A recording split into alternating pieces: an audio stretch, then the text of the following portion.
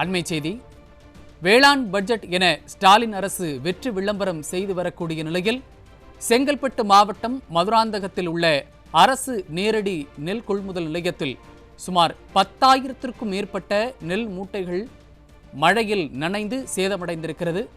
அதன் விவரங்களை வழங்குவதற்காக நமது தலைமை செய்தியாளர் டில்லி பாபு இணைந்திருக்கிறார். அவரிடம் கேட்கலாம். வணக்கம் டில்லி பாபு, விவரங்கள்.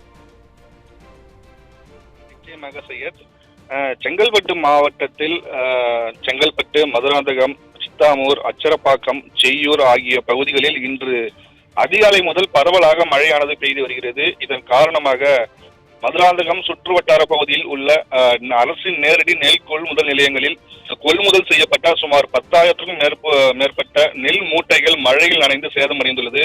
குறிப்பாக மாவட்ட அரசு அதிகாரிகளின் மெத்தனப்போக்கின் காரணமாகவே இந்த அரசு நேரடி கொள்முதல் நிலையத்தில் கொள்முதல் செய்யப்பட்ட நெல் மூட்டைகள் மழையில் நனைந்துள்ளது. குறிப்பாக கடந்த 4 மாதங்களாக விவசாயிகள் வியர்வை சிந்து உழைத்து அறுவடை செய்து தற்போது கை கெட்டிய நிலையில் வாய் கெட்டாமல் இருப்பதால் விவசாயிகள் பரிதவிக்கும் நிலை உருவாகி இருக்கின்றது. குறிப்பாக 4 மாதங்களாக உழைப்பை ஒரே நாளை மழை நீரில் விவசாயிகள் கண்ணீரில் சிந்து வருகின்றனர். இந்த விடியா திமுக அரசு விவசாயிகளுக்காக வாய்க்கிழிய பேசி வரும் நிலையில் விவசாயிகளை பாதுகாக்க அரசு தவறிவிட்டதாக குற்றச்சாட்டும் எழுந்துள்ளது.